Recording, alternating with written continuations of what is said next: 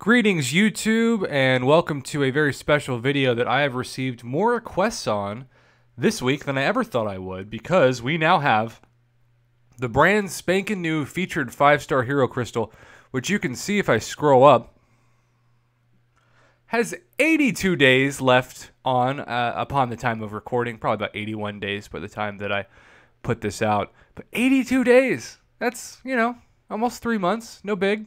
So you've got almost 3 months to decide if it's worth hoarding your 5-star shards.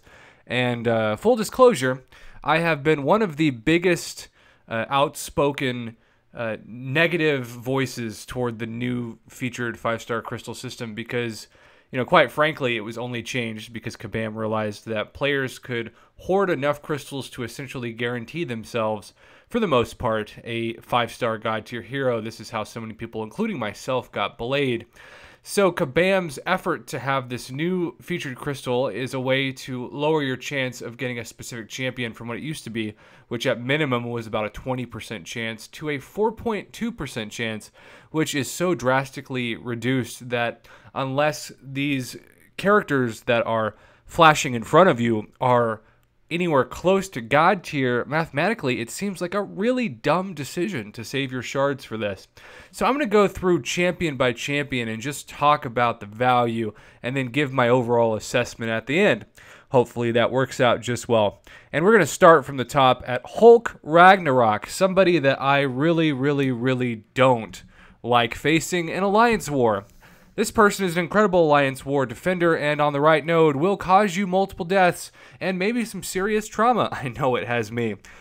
Hulk Ragnarok is a character that is not the most fun to play in terms of overall attack, but again, Alliance War defense, really great. This is someone that I don't think anyone, if they land on a Hulk Ragnarok as a 5-star, should say, man, I hate that I got that pull, especially because the science class as a whole is still such trash. But here's the thing about Alliance War defense. I don't know about you, but I play the game mainly. I started playing MCOC because I wanted to kick the crap out of the Marvel universe with my favorite characters. That means I'm wanting to open champions for attack, not for defense. Alliance War defenders are naturally going to happen mostly because they're great misses.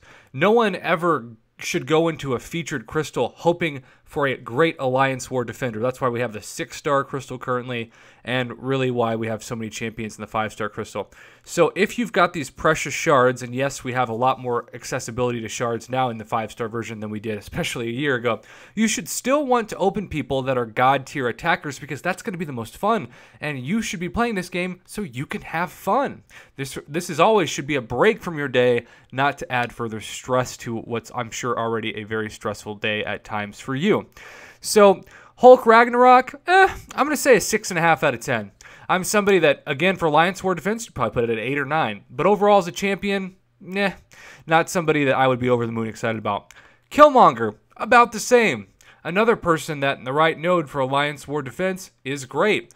But are they going to be this game-changing attacker for you? Absolutely not. And when I say that, before people will say, hey man, I love Killmonger. Like, I'm sure he's great in certain circumstances, but there are so many better champions that you will be more excited to open from the 10k basic that I will touch on at the end of this video, that you are giving up 5,000 more shards, half of a second 10k basic crystal to buy this thing. So you better have a mathematical and emotional justification outside of the fact that you just like the champion in the Marvel Universe.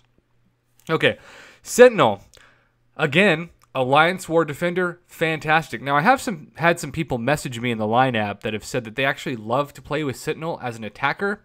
That's kind of cool for you, I guess, but I would never ever advise ranking up Sentinel as a tech champion over someone like a Star-Lord or a Stark Spidey. So because Sentinel does not meet those tier, I'm going to remain him at a 6.5 to a 7. So Hulk Ragnarok, Killmonger, Sentinel are all in that way. Bishop and Sabretooth, I'm just going to go right now. Yes, same difference. Alliance War can be great. As an attacker, there are better champions, just to be blunt. There are just better champions out there. And guess what? So far, they're not available in this crystal. So my main point for this video is that if this was the same price as a 10K basic, I still would not recommend that you get this. And the fact that it's 5,000 shards more is just one of the worst decisions you can make in the game. But let's continue to move on, shall we, and talk about Proxima Midnight, someone that was originally declared as the highest damage output champion, and because I am not part of the content creators program, I too bought into this hype until I took a step back and started doing my own research and realized that this champion is incredibly overhyped. Part of the problem with this champion is it's such a high ramp-up time to get to that crazy high damage that you could easily die before then, or most importantly, you're going to run out of time in something like an Alliance quest or Alliance war. So really, Proxima Midnight's value is kind of stuck at Labyrinth of Legends level, but even then, I've seen so many people try to bring her in for Labyrinth runs, and they end up saying, yeah, probably should have just brought my Star-Lord. So in that way, Proxima Midnight is not as good as Star-Lord, especially given the ramp time and the fact that you have to do all these things perfectly like level 4 calculus in order to make it happen. So I'm going to put her at a 6.5 as well. None of these champions are going to be champions that if you get, I'm going to say, hey, immediately rank them up. They are the best champion in the game. You are so lucky. Now, we do have some different / old champions now. Rogue, high-level demigod. I love Rogue. I would love to awaken my Rogue. Great power drain, great health steal. She is someone who buffs do not last nearly as long, especially when it comes to things like stun. So she's going to be a very good champion. But is she as good in the mutant class as, say, an Archangel or an Iceman? Absolutely not. So if you get Rogue, I say great pull, but not for 5,000 more shards than you could, considering the two champions I just named, Archangel and Iceman, are not even available in this crystal. And then we go to my boy Gambit, my favorite X-Men, someone that I was just so hyped up about to get in the game, but kabam, in my book, did them an injustice, and Gambit should be a lot better than he is. Now, you can do a lot of great stun ability with the special one, and depending on the node, you can even stun lock, kind of like you could with Ronin. But if you get Gambit, I'm going to be like, cool, he's a great character, but he's not good. In fact, I'd put a Gambit at a 4.5 out of 10. Now, Elektra used to be really up there, but there have been a couple things in the game, and I won't go into that in this video, that have made her worse, and someone that went from being like demigod tier to probably, just kind of average tier in my book. So I think Elektra is better than Gambit, but not anywhere close to Rogue level. So I'd put her at like 5.5. Again, that's somebody I would get excited to open as a 15K crystal. Crossbones, kind of like Rogue. Great usage in the game. In fact, there are some aspects of, say, Act 5 that you're really going to want to bring Crossbones in to help you on certain nodes. But is he worth the 5 extra K? Absolutely not. I'll put Crossbones probably where I would the first featured heroes in this crystal. I think he's about a 6.5 in terms of value, but not somebody that I'd recommend that you think is God tier. Certainly not of the same level of skill as a Gwynpull or a Blade. Moon Knight. Hate fighting this person in Alliance War. Random evades, wreck me, and if he gets his specials off and gets the RNG to stun you, you're going to be wrecked as well. Still hate fighting Moon Knight, 2.5 years into the game, but Moon Knight is, I would say, in terms of attack and even defense, like a 3 out of 10. Not somebody that you should get very excited about at all. To open, kind of a wasted champ. Luke Cage used to be like a 1 out of 10, maybe a 2 out of 10, but then he was buffed significantly, and now I've seen so many videos, especially in Alliance War Attack, where Luke Cage could be an MVP on so many paths. Now, with that being said, I still wouldn't put Luke Cage at God tier, but I'd put him at the demigod level that I would Rogue. So, Rogue and Luke Cage, I would say 7.5, maybe 8 out of 10, which is great, but not for the 5,000 extra shards, and yes, that is the theme of this video so far. Yellow Jacket, also incredibly underrated. I've gotten some messages on the Line app once more from people who opened Yellow Jacket as one of their first 3-star or 4-star champs, and I say, hey, get excited. Yellow Jacket will do a lot of great damage, especially with the Power Sting, and when awakened, if they don't activate that Power Sting in time, they're still going to have a guaranteed stun, and that's going to be able to give you a guaranteed combo. But Yellow Jacket is not somebody that's worth the extra 5,000 shards. In fact, I would put her below Rogue and even Crossbones in my tier list at maybe a 6 out of 10. And I don't know why I'm making Yellow Jacket a female in this video, because it's clearly a male. I'm just going to move on and apologize for the fact that I basically gave Yellow Jacket a sex change in a YouTube video. Red Hulk, male.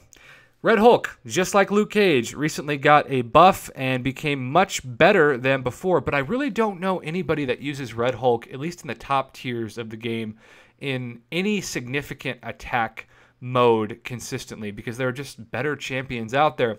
Red Hulk, I would put in terms of value below Luke Cage for between the two that were buffed, and I'd probably put Red Hulk about a 6 out of 10. Nothing to brag about, but certainly much better than he was before. Guillotine, one of my favorite champions, one of those unique champions where when you need to reverse heal a champion, you're going to want to bring a Guillotine. So if you're talking about the Road to Labyrinth Wolverine, Guillotine is an MVP. But for an extra 5,000 shards, totally not worth it. I would still put Guillotine at a 6 out of 10. And yes, I love that character, but not for the sake of 15,000 shards.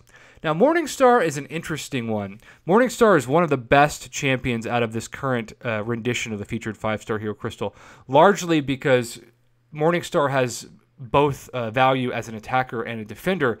And man, with Mystic Dispersion, this is one of the champs that will wreck anybody once you get to that special 2 and certainly, of course, special 3.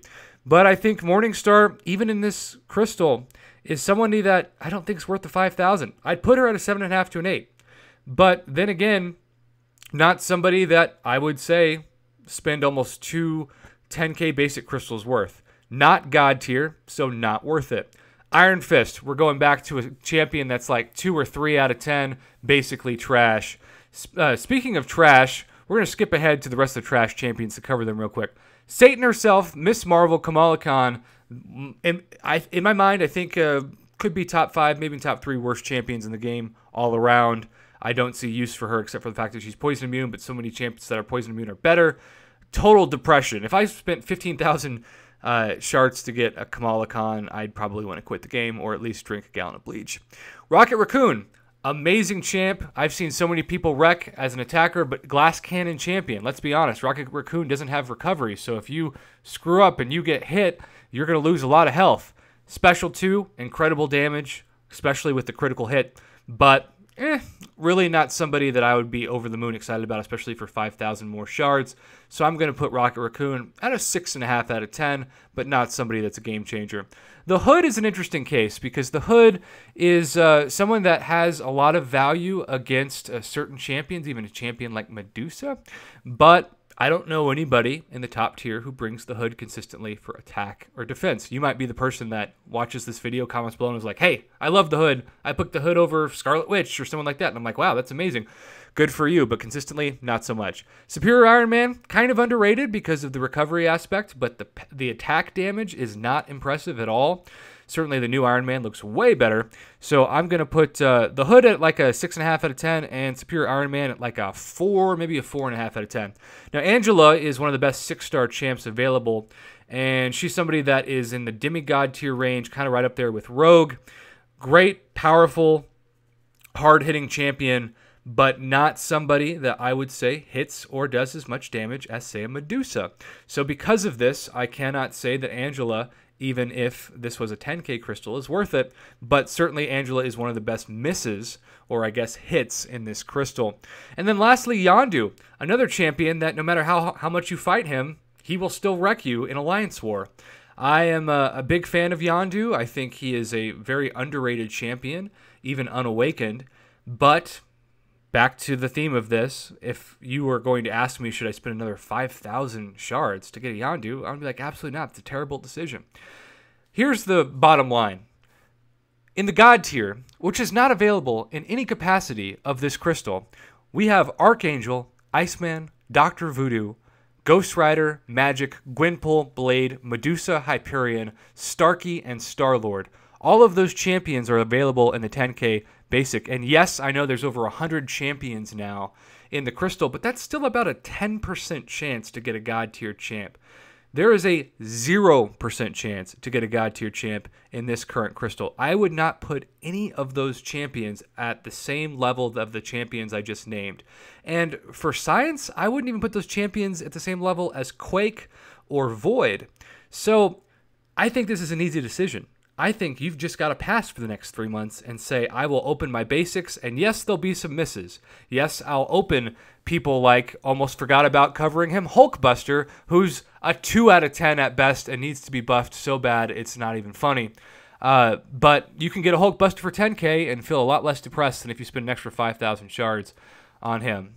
And this is a community where we can disagree, so I'm sure there's going to be people who comment below and say, I think this crystal's worth it, and you're full of it, but I just think objectively it's a complete waste of units. It's a complete waste of shards. It's a complete waste of time. If Kabam wants to incentivize me to get this, they need to have at least 2 of these champions be older god tier champs. They need to at least throw in like a Ghost Rider and a Medusa into the mix. And then they could also carry on, of course, the newest champions in the game that appear every 3 months or so. But if you don't do that and you're going to give me a couple of demigod champs like Rogue and Angela, I'm sorry. They may be pretty good misses, but they're not Blade, they're not Magic, they're not Hyperion, they're not Starkey, they're not worth it. So don't buy this crystal. Save your shards. You'll have, over the long run, a better chance to get a god tier or demigod tier champ in the 10k basic. And just remember, you're going to have misses like Ultron, where even though the damage may not be the best, you're still going to get that incredible poison and bleed immunity at once, and you're just not going to get that value from this crystal. I'm disappointed once again in Kabam for not giving us at least 1 or 2 god tier champs in this crystal, but hey, that's why I'm here to make this video, to hopefully save you time and shards and give you, most importantly, happiness over depression. Thanks for watching, YouTube, and good luck with all of your crystal openings in the game.